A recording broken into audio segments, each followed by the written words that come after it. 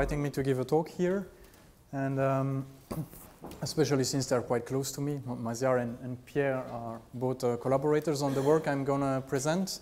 So this is also ongoing work, so it will not give shiny final results, but I think that the principles that I present will be things that could be used and of interest to some of you already right now. So basically, why I'm speaking about low complexity feedback strategies, well, if we want to build a quantum computer, we want to simulate things that a classical computer cannot, right? So the strategy that has been pursued for the first pioneering experiment on quantum feedback, where we have an observer that estimates what would be the state, and then depending on this estimation, we say which feedback action we want to make. We cannot pursue this to build a global quantum computer, because we do not want to have a classical computer that has to estimate the whole state, etc., right? So we will have to do something where we do not estimate the full quantum states and where we take, well, feedback corrections based on something else. For instance, error syndromes, if you think of error correcting codes. But if you think more generally in terms of what could a controller do, well, there is many control strategies that can be based on something else than having access to the full state of a system. So this is the main motivation behind the work we're trying to do now. So to move away from these like state-based, so by this I mean density operator-based controllers. And the common point between the two parts of my talk, so as announced in the abstract, there is two parts. One is about simple feedback strategies, and the other is about some nonlinear structures that also allow to get simpler, maybe simpler filters. The common point is this equation. So this is the basically quantum filter, some say, or quantum stochastic differential equation. This is the equation that, that basically explains what happens when you are measuring a quantum system in continuous time and you're writing down what is your best guess of the state. Right? So the state evolves according to some, well, Hamiltonian dynamics first, and then you have what some would recognize as the Lindblad dynamics times dt. So this says what is the back action in terms of dissipation on your system. And then the next line, which is multiplied by some Wiener noise, this is saying what is the back action due to your observation. So if you throw away all your observations, you can just have access to some average behavior of your system. So if the LKs there are all zero, it's just Hamiltonian. If they're not zero, this is a Lindbladian dynamics that decoheres.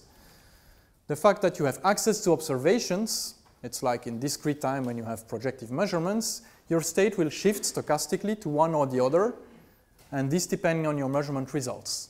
Right? This is exactly what this second line represents. The state moves proportional to dW, and dW is something that you have in your measurement results. Okay? So depending on your measurement result, you will have a different evolution of rho. And in your measurement result, you have basically, I have to insist on that because we will use it later, you have this trace of L rho plus rho L dagger. So basically, if L is some Hermitian operator, it would be trace of L times rho. So this is like the average value of some observable. Right? So you have this times dt and then plus some noise. And this noise is just saying that actually you have, well, you tend towards one or the other eigenvalue of this Hermitian operator, but only weakly because this is a continuous measurement. So we will play with this equation, which is the equation that we would use typically when we do measurement-based continuous time feedback. And so in the first part, I just want to well, suggest a strategy that we have not implemented yet in experiments, but that we might do in the coming years, because it's a quite simple thing to do actually, and that we're working on with Gerardo, who is also attending the conference. He's there in the back. And this is about, well, trying to do a simple feedback strategy, so where we want that our control Hamiltonian is determined on basis of the measurements in order to stabilize a state. So stabilizing a state is not necessarily the final goal. You might want to protect the information and so later, but it's a first step. So we just want to stabilize the target state, psi target, and we have to select a control Hamiltonian at each time based on the measurements. So I put these measurements between brackets there to say the decision that we take at time t can depend on all the measurements that we got in the past, of course, right? So it's the set of measurements that we get, but also all the set of measurements that we got in the past, in principle. Well, now if you look to the quantum literature, actually there is two main approaches to design this Hamiltonian. One of them is called Markovian feedback. And this one just takes at time t, the decision at time t, on basis of the measurement at time t. So there is no memory in the process, that's why it's called Markovian. And this has been, well, initiated by Weismann in the 90s. And it's something that is, well, surprisingly powerful, in fact. Just doing this allows you to already stabilize the state quite well in some situations. So we have edge control equal f times dy, so it's just a gain in front of what comes out of your measurement, and then plus some constants. You can also have some constant Hamiltonian that you always leave on. I call this proportional in the sense that the control signal is proportional to the measured observable. If we go back just 2 slides, so you have dy equal trace of L rho plus O rho L dagger dt. So the L rho plus rho L dagger, this is the measured observable. And so what we take is we take U dt equal this thing. So U will be proportional basically to trace L rho plus rho L dagger plus some noise, right? If you think of this in classical control, you're just taking a control signal that is proportional to your observable plus some noise. So this looks very much like the classical proportional control approach. The other main approach in quantum control has been Bayesian feedback, or that's at least one of the names that I often see sticking with these methods. This is a method where you first estimate rho, so the full quantum state, based on whatever you got in the past as measurement, and then you take some control decision, H control, as some functional of rho, or so it can be some complicated algorithm that decides what is the optimal action to take if I'm in this state rho and I want to go to my psi target. And most approaches that study this problem actually separate the problem in two, as we often do also in classical control. We assume that some very good algorithm exists that will estimate rho. We don't care anymore about how this rho is estimated. We know that this exists, of course. It's not just taken out of the sky. You can run a quantum filter that estimates rho quite well. And then we say, if we would know rho perfectly, what is the next thing we should do? And then this is how they approach the problem. This also, of course, works quite well, but as you can imagine, it's more heavy computationally, right? And so this is the second solution is what we want to move away from when the system gets of higher dimension. So if you go to classical control theory, this is not the only two situations. In classical control theory, of course, there is also proportional control. So you just take your control inputs to be proportional to your measured output at time t. You also have, as on the last line, what we call observer-based approaches. So we have some observer or filter that is trying to estimate out of the measurement results what is my best guess of the state x. So x is replacing rho here. And then based on that x, we can compute an optimal action that we should take. But very popular in control are also other approaches. For instance, what people call the PID controller, so proportional integral derivative controller, or in general, loop shaping, frequency-based, transfer function-based control, and so on. So this just says I take the signal y, and then I pass this through a filter, a first-order filter or whatever.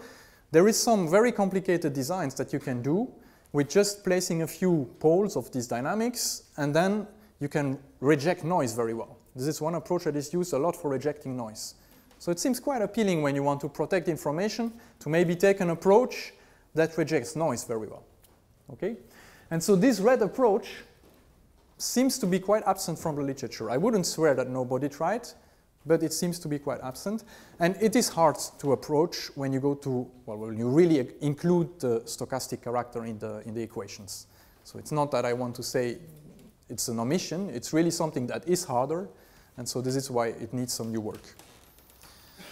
So this is the thing we want to speak about right now. So we are trying to move towards that. We are almost there. There's just a little thing that remains in the end to really simplify.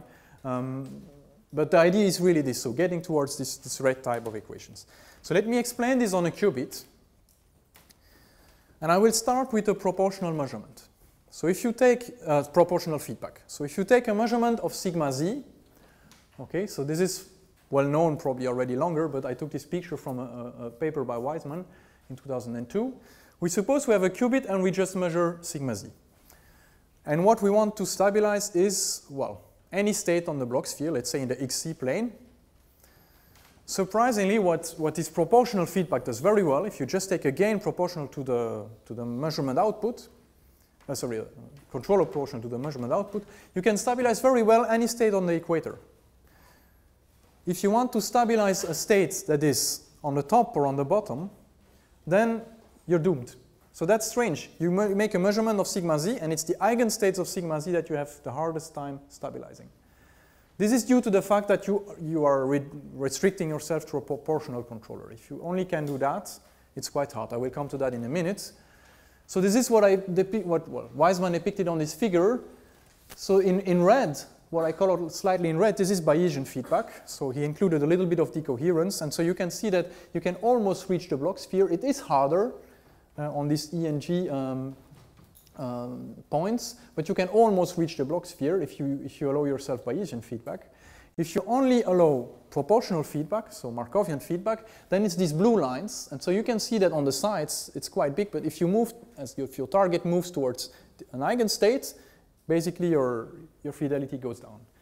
Okay, so we want the solution to that. This is just one illustration of what we might do with maybe just slightly more than Markovian feedback, right? We don't feel like we need a very complicated thing to stabilize these eigenstates, but Markovian feedback alone fails. So what is intuitively the problem? Well, the problem is this. We are actually measuring on a vertical scale, right? We're measuring sigma z. And what we can control is how we rotate. So imagine that you were perfectly well, and then suddenly you measure that you're a little bit too low. Are you too low to the left or to the right? There is no way to decide, right? The only thing you measure is vertical. So do you have to push to the left or to the right when you see that z is lower? You cannot decide in a static manner. Of course, you can imagine that if you fell down a little bit, you try, you go a little bit to the left. If it gets worse, then you know you have to push the other direction. So there is higher order strategies that can work, but we can understand that just a static reaction will not work in that case. So it seems that we have to do more, but maybe not estimate a complete state. It's maybe not necessary. Okay. Of course, we are not the first to consider that problem, so I have to make first a small, a tiny, I would say, bibliography break. There is many others who considered that problem and who are maybe still considering it. But so stabilizing an eigenstate of the sigma z operator was, of course, one of the first things that people have tried doing. There is, for instance, these papers by Mirahimi and Van Handel about, they have a stochastic approach, how to stabilize these states, not based on Markovian feedback, but based on this approach where you estimate a state and then you do some optimal actions or something. Also, Tsumura in 2007 improved that a little bit, and there is, I know people also like Nina now, who is here in the room, who is still working on this problem, trying to improve the convergence rates of these things, but assuming always that we know the full state. So there is in the back some filter that is estimating the full state from your measurement results. So this is with the approach H controller is a function of rho. And now what I'm proposing is a, seemingly worse approach. I will say I allow H controller to be a function of rho times your measurement plus another function of rho times dt. So where this comes from is if you think of Markovian feedback, it would just mean that f and a are constant. This would be Markovian feedback, nothing depends on rho. So now seemingly what I did is worse than above because I say I took something that depends on rho, but it's not just f of rho dt, there is a f of rho dy and an a of rho dt, but hopefully this f of rho and a of rho now will be quite simple functions. And so maybe we don't even need to know rho completely. So you will see in the solution that I will just discuss right now, this is exactly what we do. So we allow this special thing, so I want to emphasize, I think I've never seen it proposed elsewhere, this combination of a dy and a dt term, where what is in front depends on rho. So this seems to be also a more general thing that people might want to use. No, I must say, I saw it here at the semester by Birgitta Whaleys. She gave a talk a month ago where there was exactly this type of architecture. So probably, maybe she took this from somewhere or maybe, it's around, okay, I have to admit. But so this is, okay, goes beyond, let's say it goes beyond the standard of the approach above and beyond the standard of Markovian. And so our approach is really trying to hold these functions as simple as possible. And the result that we have on the qubit is the following. We take f to be just proportional to the measurement signal. So we have trace rho sigma z. Okay, so when I say measurement, of course, I don't mean the dy, but I mean the like the observable we are measuring. Okay, so we don't need to know rho. We only need to know the trace of rho sigma z. And the trace of rho sigma z is exactly what we are measuring. Okay, we are measuring dy is trace of rho sigma z dt plus noise. So it seems that probably we don't need to estimate all of rho. We just need some filter on that to get the noise away, and we might do something. Okay, and so if you take this controller that is only based on the trace of rho sigma z, you can prove that this stabilizes exponentially a target eigenstate. So exponentially is something that is recent. So I mentioned this paper that I saw in the archive and which also proves exponential convergence in not exactly the same sense as we do. But exponentially is something recent and better than in most existing papers, at least the proof that it's exponential. And we don't need any function of rho, we just need a trace of rho sigma z. So this is maybe the advantage of allowing a term that is both proportional to dy and to dt. Okay. So why do I have this slide a second time? Okay, this is the comments. It only depends on the measurements observable, and there is an exponential decay. And here is a simulation just to show how it works.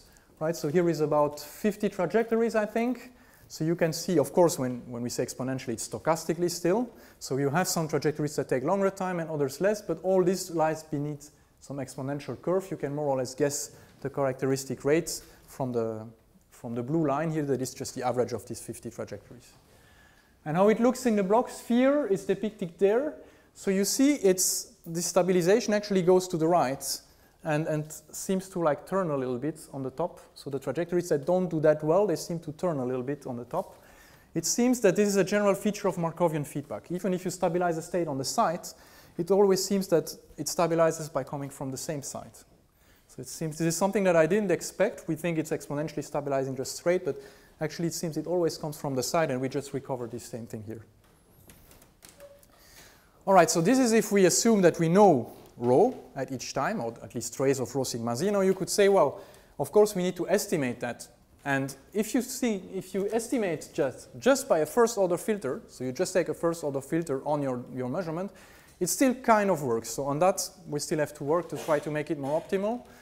But just taking a first order filter, this is what I get. Of course, it converges slower because the noise is stronger than the measurement signal in dy, so we have to average a lot. We have to take a very low, let's say, filter. But we can see that still it moves down, and so this is the burst distance. So it's the square root, basically, of the distance in the z. You see it moves up to like 0.02 or 3 in my simulation. So we get quite close, actually. And so here, this is something you could implement just with an analog circuit. You just take out what comes out of your measurement. You pass a first order low pass filter. You put a gain behind, and that's it. Okay? All right. And, well, you can also see, again, that these trajectories are tending to turn always in the same sense. Now, I wanted to go further, of course, than the qubit. And to go further than the qubit, we need to try to interpret the result. Because this result was just like finding a Lyapunov function and then computing what should be done to make it decrease. And it was really based on analysis that we don't want to repeat every time we get a system. So can we make this approach maybe more, a bit more general? And so an idea I have in this direction is to view this as adaptive Markovian feedback. What do I mean? When you specify Markovian feedback, you have to specify a target state, and then this automatically gives you gains that work and stabilize this target state. And here I would say what we do is basically, this is by hindsight, we are actually changing this target state with rho. The closer we get to our target, the closer we also move the target. And so we target, for every value of rho, we target actually a different rho d, okay, so a different target state. And so we have a Markovian feedback that is actually tracking a moving target, if you want, and this moving target is moving up to the point we want. And in addition to that, we add an A feed forward. This feed forward just says, okay, if I'm turning like this towards my target, I'm trying to stabilize that point, but I also know that it will move. So I also push already a little bit in that direction. And you can really decompose this low on top as a sum of these two terms. Of course, this is just one viewpoint on it, but later on I will show that this actually allows you to design or to at least to get an intuitive way of, to have a first guess for other controllers. Okay. So just pictorially what this does, so if we are at rho there, we implement a Markovian feedback for this rho d, and we implement a feed forward that pushes you a little bit to the top. So the end goal is the top. And then, well, with this rho moves closer, stochastically, rho will move closer, and when we're closer, we also put rho d a bit higher and we push a bit less. And we keep putting rho d higher and pushing less until we approach the top, and then at some point, we should be on the top, right? So one might wonder, does this work? I mean, it seems a bit like maybe the convergence rate of that should be 0. We can maybe first analyze a simple classical situation. So this is something purely classical control. Let's assume you have a single variable z, and this variable converges towards cosine alpha. So I want in the end that alpha is 0, so I want that z equal 1. But the speed of convergence is minus sine square alpha. So the speed of convergence when alpha goes to 0, the speed of convergence also goes to 0. So if you just take alpha equals 0, the system doesn't move. If you take alpha different from 0, it will converge towards cosine alpha, but I want to converge towards the value that it has when alpha is 0. So one way of doing is to control this system is to say, well, I will take alpha equal 1 minus z. So this means whenever I'm getting closer to my goal, I will also take alpha closer to my goal. And by doing that, you can write down explicitly the equation. You get the one below. You get an equation in 1 minus z to the third. So you converge non-exponentially, but you do converge. This is x dot equal minus x to the third. This converges to 0. So it does something, but not exponentially. And it seems that in the quantum case, in the quantum non-demolition case, we have an additional effect that comes from the measurement. When you just purely measurement, you know that the system will converge either to +1 or to -1, and it seems that this helps us to actually get exponential convergence. This is the computation. I have little intuition on why this happens, but the computation gives this. So it seems it's not completely stupid, let's say, this viewpoint of having an adaptive strategy. And so, well, I checked it out on other systems. Well, one thing is, if this is true, then the particular functions that we chose should not be that important. We just need an adaptive strategy. We had some very particular adaptive functions there, but maybe others should work. And then it should also work maybe for other systems. So first thing I did is I took the same system and I changed the functions. So I took some angle theta d, so this is the adaptive angle that we're tracking, and I took it, let's say, just as 1 minus trace of rho z. Before this was like with square roots and so on, so I just take this one here, and well, it works, right? You see it converges even a little bit faster, it seems.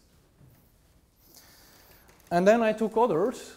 I took some, why is this so slow? With a tangent and then some gains there, G1 and G2. The reason I need an attangent is that I of course, don't want to have theta to overshoot too far, right? So I need to have some saturation function, basically. And then I change these gains, and then you can see, well, it works with some gains, 0.6 here, and then I have other gains, 3.6 will come up if my computer's not frozen. Oh. No, it is. No, there it is. You see always this blue line going down. It seems it converges, and it seems the blue line always converges at the same rate, irrespective of the gains I take. I mean, when I say gain, this is the speed at which I make my goal converge towards where I want to be. So the target that is moving, that is adaptive. So where does this come from? What I understand is this is the rate at which we get information.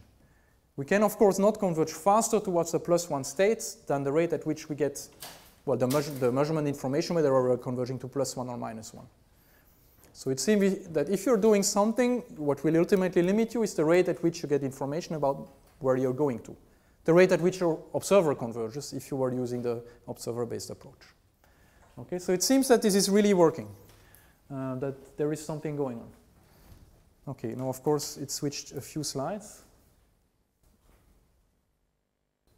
I'm not sure what causes this, sorry. Up. Seems to be an issue with the monitor. Okay, that should work. Yes, okay.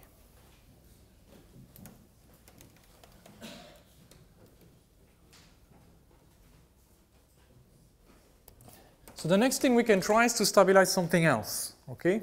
So instead of stabilizing the excited state, we can try to stabilize other things. And so, well, one thing we can do is still on the qubit.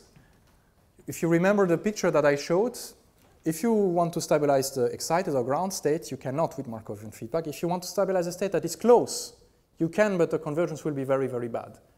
So why don't we try the same approach to improve convergence to one of those states? And this is what I did here. So I targeted a pi over 8. Pi over 8 is the angle that you see there. And, well, as well, it moves quite fast. So what is important here is the time scale. It's the same as before, whereas with Markovian feedback, the time scale would be maybe 10 times larger. So it seems the approach still works for stabilizing those other states. So the way I designed the controller now is completely independent from before. I just said, let us target a state there. Let us approach it quadratically when rho is approaching linearly, and so on. So really things based on the intuition that we gain from this adaptive strategy, adapting the angle that we target. Of course, the obvious next step is to go to n levels. And so preliminary work means then 3 levels. And well, what can we do on the 3-level system? So here we suppose we measure 1, 0, minus 1. So we have a single measurement that just tells me the energy. We could, of course, imagine to have a measurement that distinguishes differently. So this is quite important in a continuous time, right? If I just get this, it means if I'm on 0, on average, my trajectory will be in the middle. But if I'm in a mixture of +1 and -1, too, I would stay in the middle, except that I would converge probably stochastically to one or the other. So in a continuous time setting, having just one observable or having several and so on, it really makes a big difference. And so we just have one signal here, and we have to distinguish amongst 3 options in this one signal. And well, again, if you do Markovian feedback with this, you can show that you can stabilize all states of this 3-level system except the eigenstates. If you assume that you can do any Hamiltonians that you want. Of course, you can also add other constraints, but we didn't look into this so far. So we allow these 3 red Hamiltonians there, so all transitions. And we just tried the same thing. So we have an adaptive target. This adaptive target is now a superposition of 1 and 0. I know that I can stabilize any superposition of 1 and 0, except if one of the 2 coefficients is 0. So I, again, adaptively actually drive the theta d to 0, such that I will stabilize 1. And the decision how fast I drive it to 0 will depend on 1 minus trace of rho L. So this is not 1 minus the population on my target. I cannot do that. I don't have access to the population on my target. So this makes it a slightly more complicated than on the 2-level case. So it's 1 minus trace of rho L, because I still want to stick with really things that depend on my measurement output, such that I can use a low-pass filter to estimate. So it seems to work to converge to the top level. And, well, what is more difficult is the middle level, right? Because, well, when you're on the middle level, you are supposed to measure 0, but when you're on +1 and -1, 2, so it's a bit more difficult. But it still works. Okay, Markovian feedback still works when you're close to the middle level. The reason it works is really that on the long time, your system will decide either to be on 0 or to be on +1 or to be on -1, but you will never stay in a mixture or something like this, because the measurement will decide for you. So on the long run, it should work, and so you can see maybe that it converges a little bit slower. You can see that especially here, probably these wiggles before it really goes down. So you converge a bit slower, but you do converge. You can still make it work to converge actually towards one of these middle eigenstates. So there seems to be no objection to carrying this further towards converging to, well, any eigenstate of an n-level system, and maybe adding some constraints on the Hamiltonians that you cannot have all transitions, but maybe just local transitions and so on. So this is the work we are pursuing right now. And of course also we're working a little bit on making the filter work. So I don't know when I am supposed to finish, by the way. On 40, okay. Yeah, so I will maybe speak a bit on the second part. So I will not spend too much time on my conclusions. I think I said most of the things here. So we need to work a bit more on the exact characterization of what happens when. So now in my simulations, I still assume I know trace of rho L. So when we want to really estimate this from a low-pass filter, we still need some maths to actually exactly characterize what happens, because it doesn't converge exactly then, so we need some precise way of quantifying this and of saying how to tune the gains. All right. So second part of the talk. For those who didn't like the first, you can wake up now. This is kind of independent. So this is about a nonlinear structure in quantum trajectories. And the best way to maybe illustrate what it means, some of you have maybe seen this already. It's a bit older, 2016. So it came from that experiment. So this is an experiment in a group of Benjamin Huard, who was here in Paris at the time. He's now in Lyon. And what they did is they just observed the qubit. Just observed the qubit. So what this means is they observed a spontaneous emission. So they didn't do any specific like sigma z measurement or anything. The goal was really to collect the fluorescent photons from spontaneous emission. So the operator L in your measurement is a sigma minus. So you're supposed to just converge down to the ground states by first moving stochastically in the sphere. And this is exactly what you see there. There is some trajectories. And well, they're supposed at least to move down. So I guess those ones starting on E didn't move down completely. This is for a few trajectories. If you put them together and you do the histogram, you get something that might be a bit surprising. It's this. So this is a 3D histogram. It's not any cuts or anything. So what is surprising is that you do the 3D histogram and you see all the trajectories sit on a shell. And this shell seems to be evolving deterministically first and independently of your initial state. So if you start on E, then you are on the shell that is on the bottom. If you start on E plus G, it's the shell that is on the top. They seem to be just the same. Of course, the distribution on the shell is different. So if you started on E plus G, you're very close to E plus G. If you start on E, you're very close to E for starting. But the shell seems to be independent of where you start from and seems to be independent of the particular measurement results. So this is something that is a bit striking, and we try to understand first, why this happens, and second, can we compute these surfaces and maybe use them for something? And actually, in a nutshell, it's not that hard to understand why you are confined to a surface. So let me write again the equation. So the equation on the top is the same one as in the beginning.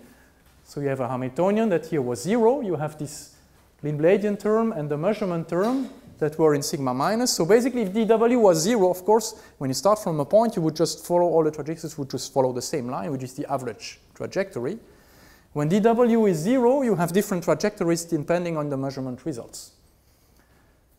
But now this dW, you can view this as a control if you want, as a particular control, right? Not as a Hamiltonian control in some sense, but if you view this as an abstract equation, you have something times dt and something times dW.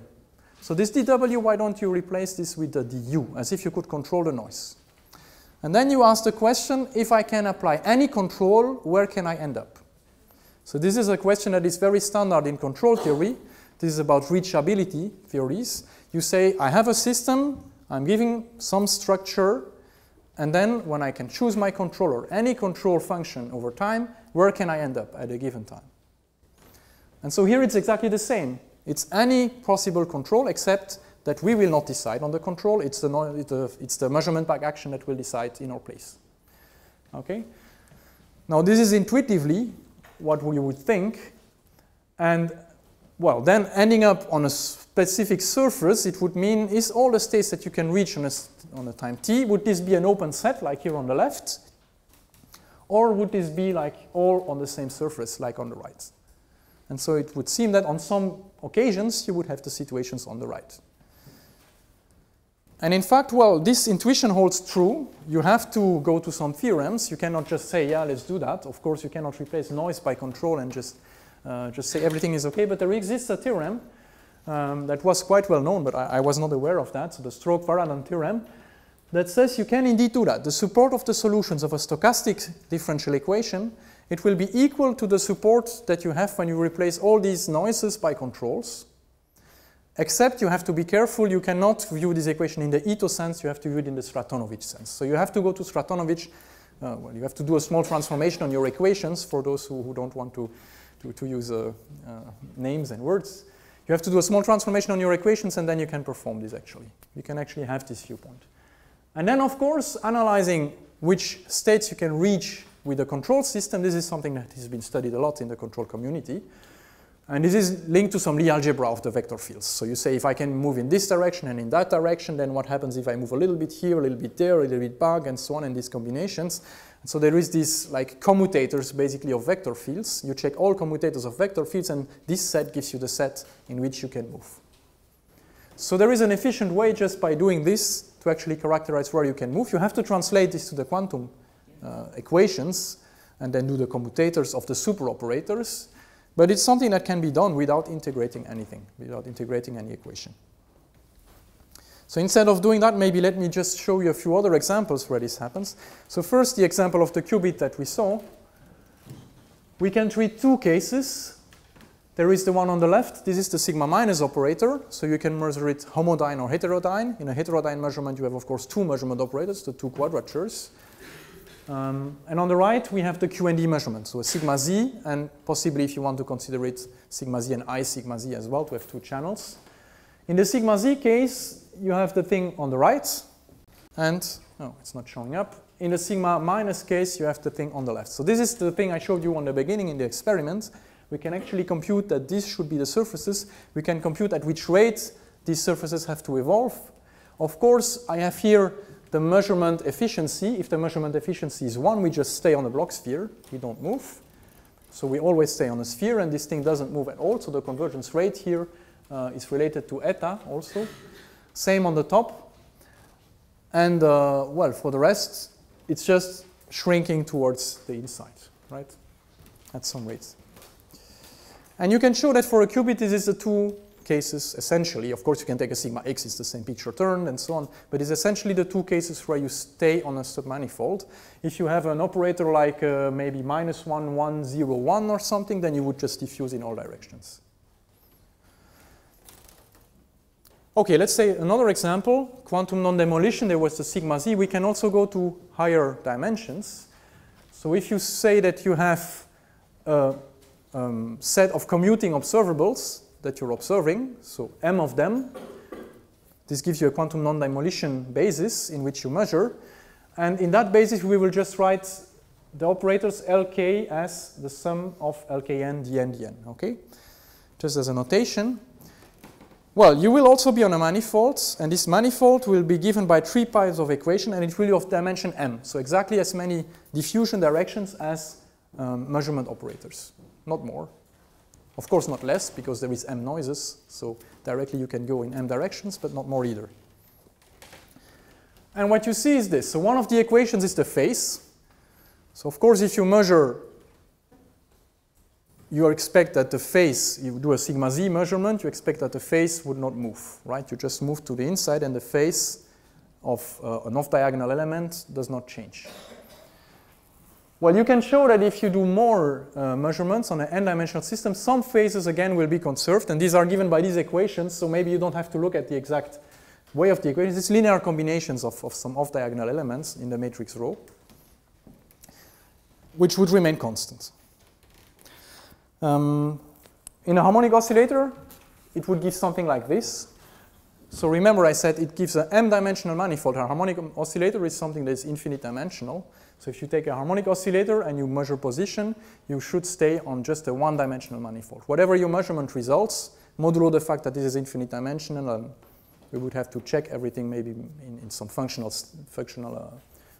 space. But essentially, you just remain confined to a one-dimensional manifold, and everything is defined just by one variable that is given by your measurement. So this phase basically would be something constant. A second type of equation says how fast off-diagonal elements are decaying. You know, when you do a QND measurement, the off-diagonal elements are all decaying to 0. At what speed? And this is something that actually puzzled me already for a long time when we say that a state n is close to a state n plus 1 and is far from a state n plus 100. If you think they are just all orthogonal, so why do you say one is close and the other not? And well, I would think this can be maybe related to this, maybe typical measurements. If you measure the energy, well, basically the decay rate, so this is the, what is decay rate? It's Lka minus Lkb squared. Okay, so you have two states that are far apart. The off-diagonal element will decay faster. The off-diagonal element coupling them will decay faster. exactly proportional to actually the distance between them. Well, and then the last type of equation is the diagonal elements. So the diagonal elements will move stochastically and will converge stochastically all to 0 except one of them to 1, right? And this might seem to be a quite complicated process when you do an n-level continuous time measurement. But again, you can show that actually the only thing you have to monitor is the evolution of one of the eigenstates.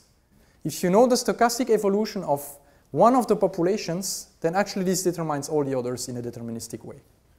This is a bit surprising, but it's what comes out of the computation. Okay, so if you know how much population, except if you start, well, with 0 on the ground state, but let's say you start with non-zero on the ground state, and you know the stochastic evolution of the population on the ground states, then you can compute from that in a deterministic way all the populations on all the other states of your system. And the formula is the one there. That is maybe not very, well, digestible, but there is one. Okay, and so for a harmonic oscillator, with position measurement, so you should converge to a position eigenstate. Okay, I'm sorry, I'm treating now infinite dimension as if it was finite. But this would be the thing that you get as these FA functions. So I'm trying to give a little bit of intuition on what this might be, these FA functions. So we have the logarithm of rho xx, so of each diagonal, of each position possibility.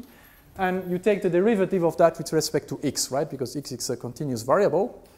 You can show that this should be constant for all n larger than 3. So third, fourth, fifth order derivative of the distribution of position should remain constant, and it would only be the 0 first and second moment that would move.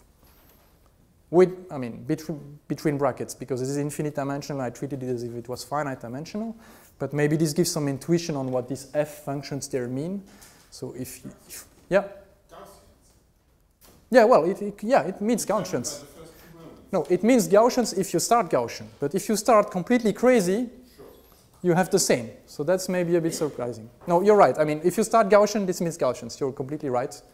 I could have mentioned that. But if you start completely crazy, you stay completely crazy, but also just with these two completely crazy moments, and for the rest, it changes. Okay? So this is what you get out of these computations. Okay, so, well, of course, the main question that remains is what is this useful for, maybe? So, okay, I say now ongoing work, we're trying to take non-commuting measurements. So what happens if you measure x and p?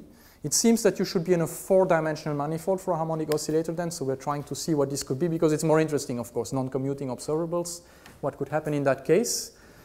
And also for the backwards equation. So if you know about Klaus Molmer's effect matrix for quantum smoothing and so on, so you have a backwards stochastic differential equation that has the same kind of structure but not exactly the same. It seems we can repeat the same measurements, and we want to prove that there is maybe even some equivalences in the behavior of the two. And then we have to use that for something. So this is really the part that is now our future project starting from next year. It would be to actually, well, use these nonlinear structures to reduce complexity. So what does it mean, reduce complexity? Imagine you have an n-dimensional system. You know beforehand, and this is what this tells you, you know beforehand that whatever measurement results you get, you will always be on a particular low-dimensional surface. It's a nonlinear surface, but you can reduce maybe your system. So if you want to run a quantum filter, you might just need to run a quantum filter that has a few dimensions that adapt to the measurement results you get. If you want to design a feedback controller based on some possible measurement results, you know that the measurement results cannot drive you anywhere. They can only drive you in a small neighborhood along a few dimensions. So this might simplify your design of feedback. Well, error syndromes in a quantum error correction would be the same kind of spirit. And yeah, I guess that's it for most of it. And I'm probably over time, so I'll stop there. Thanks.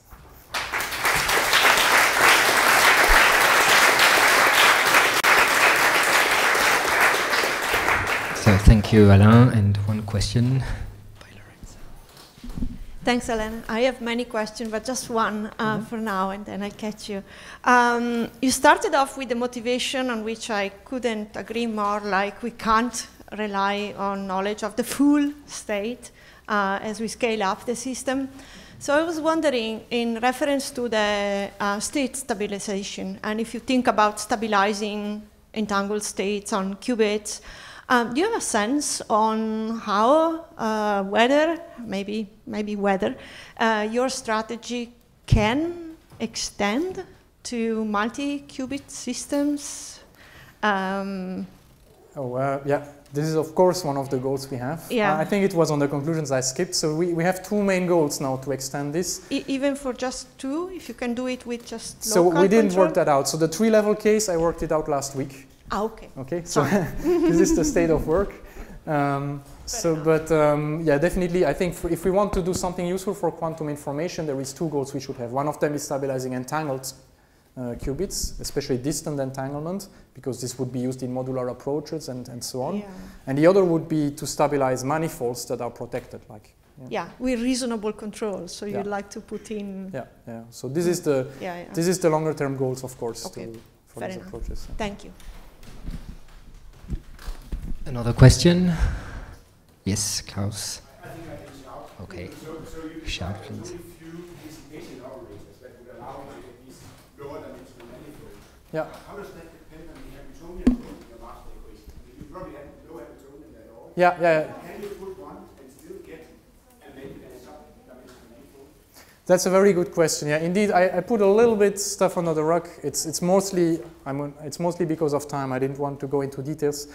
Indeed, so the fact that we have such manifolds, it's not a completely generic thing. If you put an observable that is completely random, so you pick random numbers for every entry of the matrix, it would most probably diffuse in all directions. But some directions would diffuse much faster than others, probably, and so you can have a similar kind of approach where you only take the dominant directions. And if you add a Hamiltonian, that's also a thing. If you add an Hamiltonian whose dynamics commutes well with what you're observing, then of course again you're in this picture where you can compute the commutators and you get a low-dimensional thing. If you add a Hamiltonian that, let's say you take this case, where was it? You take this case and you put a Hamiltonian that would be a sigma x, let's say, then of course you mess everything up.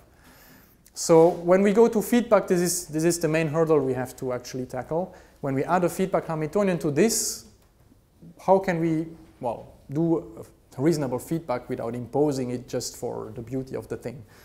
So it's something that, but I mean, in any case, if you are on a low-dimensional system and you add a Hamiltonian, it will increase your dimension maybe by a bit, but I don't expect that it would make you directly diffuse in all directions, probably. Another question. So for the first part of your talk, is it fair to say that you try to get some information out of your system, which also, where the rate of gain of information, as you said, determines the rate of convergence, and then you do something like an adaptive type of quantum Zeno effect, and you push it towards the target? And if so, would this imply that in higher dimensional systems you might think about trying to go to compressed sensing, to do the measurements in such a way that for the pertinent information you wish to have, you find out the best set of observables and feed them into this type of system? For the first part, yes. For the second part, no. So, but let me detail. So for the first part, yes, indeed, you can view this adaptive thing as like a little bit of a Zeno effect. I think what the Zeno effect is doing, it is adding probably this exponential convergence. If you remember in the classical picture, we could also have this adaptive strategy that moves you up, but the convergence would be non-exponential. If you wanted exponential, probably it's the Zeno effect that is helping you to go a bit faster. But I'm definitely not waiting to be on this point before I move it. I'm always lagging quite far behind. So it's really a convergence like this. But you can think of this a little bit like that. For the second part that you mentioned, so about selecting observables, well, if you allow yourself to select your observable, an easy way to stabilize E is to not measure sigma z, but measure sigma x. And then it becomes a state on the equator of your measurement operator, and you do it Markovian feedback. So I really impose myself in that we have no choice for the observables. The observables are fixed, and the only thing we can do is try to use them for control. So currently we're not working on trying to change the observables and so on. We're working with some fixed experiments and just changing the control inputs. So I think we should stop now and come back at 4 for the end of the afternoon session. And thank you.